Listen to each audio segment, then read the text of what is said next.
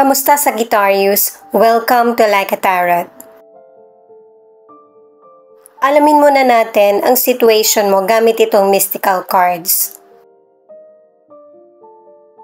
Mamaya, gamit naman ng tarot cards, alamin natin kung ano ang situation mo, ang situation ng person mo, at ang situation ng relasyon. Sa huli, mag-isip ka ng katanungan na ang magiging sagot ay yes or no. Na patungkol sa career, sa negosyo, o kaya sa personal mong buhay. Kailangan natin ng 3 mystical cards. Babasahin ko sa inyo yung meaning ng mga cards na ito.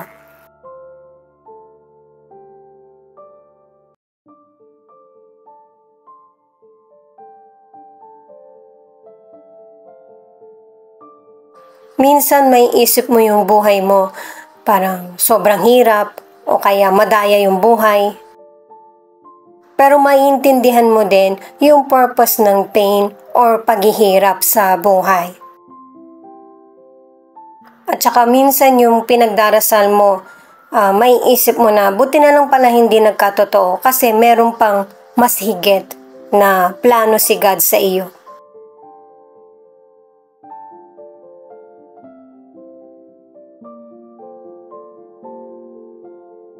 Itong card na ito ang nagsasabi sa iyo na balansehin mo yung sitwasyon mo sa buhay kasi marami ka pang dapat malaman at saka matutunan bago gawin yung next plan. Yung mga nangyayari sa iyo ngayon ay connected sa future at ginaguide ka ng universe na para malaman mo kung ano yung dapat mong gawin.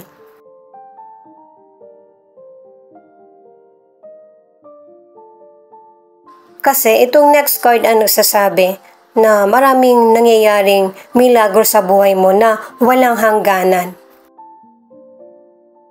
Maging thankful sa mga maliit na blessings na akala mo pero may malaking impact sa buhay mo or malaking tulong. Stay positive at saka matutong makiramdam kung kailangan ng tulong ng kapwa. Bukod sa financial, isa rin naman sa importante yung suporta, yung marunong ka makinig or makisimpatya sa kapwa.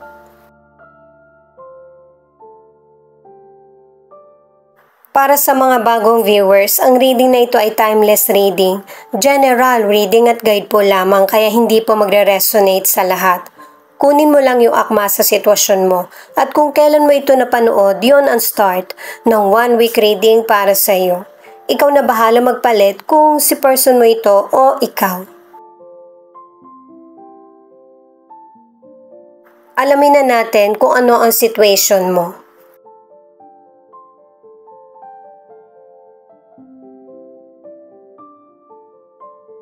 King of Swords, Knight of Pentacles at the Hermit. Itong mga cards mo ang nagsasabi na nasa seryosong sitwasyon ka. Yung mga plano mo, binibigyan mo ng aksyon at saka kahit na nakaka-pressure yung buhay mo ngayon, focus ka pa rin sa kung ano yung mga pangangailangan mo. At saka kahit kaharapin mo man yung mga challenges sa buhay na mag-isa, hindi ka malungkot. Lalo na sa career, ang ilan sa inyo kaya nagiging matagumpay yung negosyo mo o kaya trabaho, nagagawa mo ng maayos. Kasi mature ka at saka nababalanse mo rin yung buhay mo sa mga taong pakikisamahan. Konti lang din ang ilan sa inyo yung kaibigan mo. At saka ang ilan sa inyo kaya matagumpay yung negosyo mo at career dahil sa pinipili mo kung saan yung gamay mo, yung alam mo. At saka dun ka nagkukumit. Mapagkakatiwalaan ka rin at saka maaasahan.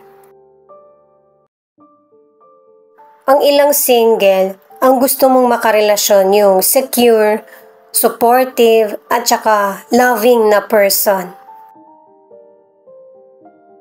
Kaya ito yung ilan sa naiisip mo na love life kasi nagpapakatotoo ka sa sarili mo. Nakadalawang cards ka na. Marami ka rin kasing natutunan sa mga nagdaang relasyon mo. At saka nga pala, yung isa pa sa hinahanap mo, yung taong uunawa sa iyo. Sa mga nasa relationship naman, ang ilan sa inyo, pareho kayo ng person mo na practical. At saka, napoprovide ng person mo yung mga pangangailangan nyo sa relasyon o kaya sa pamilya. Maaari na meron siyang stable na trabaho or financially stable yung person mo. Pero kahit ganito ka-stable yung pamumuhay nyo ng person mo, nagtutulungan pa rin kayong dalawa sa relasyon para sa pamilya or pamumuhay. Pero pinapayuhan ka ng mga cards na huwag mong paikutin yung mundo mo sa ganitong routine lang. Kailangan mo din maging happy na ito yung nararanasan nyo sa buhay. Yung magkaroon ng time na mag-enjoy or mag-relax man lang. Six of Pentacles, Page of Swords, at Eight of Swords. Ito yung cards ng person mo. Itong cards ng person mo, syempre, may mga panahon na hindi naman sa lahat ng oras, ikaw na yung magbibigay ng suporta sa kapwa mo. Meron ka rin naman kasing pangangailangan. Kaya lang, ang ilan sa inyo, yung pakitang tao ng person mo sa kapwa, inaabuso naman ng iba. Dalawang cards na yung nagsasabi. At saka sa cards mo at cards ng person mo, ang ilan sa inyo, meron kayong pinag-uusapan sa husgado or kailangan ng fair na desisyon. At saka, dito sa cards ng person mo, may mga problema siya na hindi niya kayang harapin. Nagkasunod-sunod kasi. Hindi siya makapag-focus. Katulad mo, naging tahimik din siya. Sa financial, nakadalawang cards ka na merong tagumpay na nangyayari. At saka meron pang oportunidad na dumarating para mas lalong mag-increase yung kita mo or money. At saka, pinapaalala ng cards na ito na ikaw yung may control ng buhay mo. Kaya kung tingin mo may mga sitwasyon na hindi nag-grow, ikaw yung may karapatan na baguhin ito. Para sa mga single, importante kung ano yung totoong feelings mo. At saka, nakatatlong cards na rin para sa mga single na happy ka at saka nag-grow ang buhay mo ng mag-isa. At saka merong ideal partner na darating sa buhay mo. Kailangan ng effort at patience sa pagkilala sa kanya, lalo na kung gusto mong magkaroon ng relasyon. Ang ilan sa inyo sa relationship, nagpapatuloy yung give and take sa relasyon. Pero ang advice ng cards, tatlong cards na ito ang nagsasabi na kailangan ng excitement sa buhay nyo ng person mo. Hindi pwedeng nakatuon lang kayo ng pansin sa mga responsibilidad. Kailangan ng plano kung magastos man ito or hindi, na para magkaroon kayo ng bonding ng person mo o kaya ng family. Warning ito ng cards na isa sa inyo ng person mo ang mawawala yung feelings kapag nagpatuloy na focus lang sa mga material or responsibilidad. Sa pareho niyong cards ng person mo, walang betrayal. Kaya nagkagulo kasi nawala yung excitement sa relasyon. Yun yung unang problem. Guys, general reading ito kaya kunin mo lang yung akma sa sitwasyon mo at saka ikaw na magpalit kung si person mo ba ito o ikaw. Justice, Knight of Cups, at Seven of Swords. Ito yung cards para sa relationship. Pinapakita sa mga cards na merong namamagitan na sa relasyon nyo ng person mo na para mapakinggan kung ano yung pareho nyong side. Ito rin yung nagiging paraan kaya pareho nyong nakokontrol ng person mo yung emosyon. Pero syempre, may mga salita pa rin na mabibitawan, lalo na masakit para dun sa person na naibigay mo yung lahat, tapos yung person na pinag-alayan mo parang walang konsensya, na parang walang nangyari. At kung meron mang patungkol sa betrayal, hindi lang naman yan patungkol sa third person, kundi sa feelings, sa totoong sitwasyon, at saka financial. Pareho nyo makukuha ng person mo yung karapat-dapat na hustisya. Nakadalawang cards ka na para sa balanse, lalo na sa kalusugan. Ito yung unang i-priority mo. At saka nakadalawang cards ka na umiwas sa mga activities na makakasama sa kalusugan mo. Para sa mga single, ang ilan sa inyo, darating na yung person na sisira ng standards mo pagdating sa pagpili sa makakarelasyon. Siya yung lifetime partner mo. Kaya sundin mo kung ano yung totoong feelings mo. Sa mga single, kung napansin mo na may panlilin lang, hindi siya yung para sa iyo. Yun yung hint. Ang additional card ay King of Cups. Mahal ka ng person mo.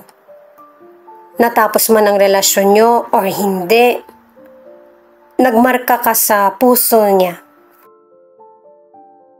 At saka ano man ang paghihirap na pinagdaraanan mo ngayon, makakasurvive ka. Itong The Empress naman na nagsasabi na proud sa iyo ang universe kasi nagkakaroon ng progress at saka deserve mo yung mga reward or blessings na dumarating sa iyo.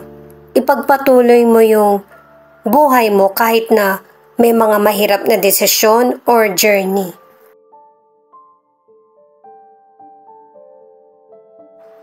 At ang last card, Three of Swords.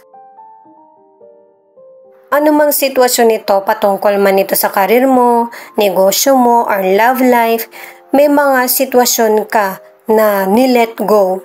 Kasi ito lang yung paraan mo para magpatuloy yung buhay mo or mag-grow. Marami pang improvement na mangyayari sa buhay mo pagkatapos ng mga hindi magandang situation. I-stop mo muna itong video para makapag-isip ka ng tanong na ang magiging sagot ay yes or no. Na patungkol man sa career, sa negosyo, or sa personal na buhay.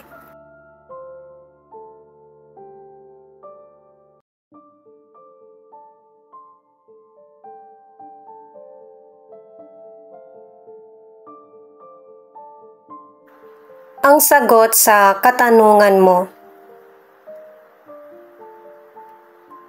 ay yes. At kung bakit yes, alamin natin. Kuha tayo ng 3 cards. Posibleng makaresonate ka sa isang card lang o kaya sa 3 cards. Thank you nga pala sa mga nag-like, share, comment, and subscribe. Ingat po kayo palagi saan man kayo naroon.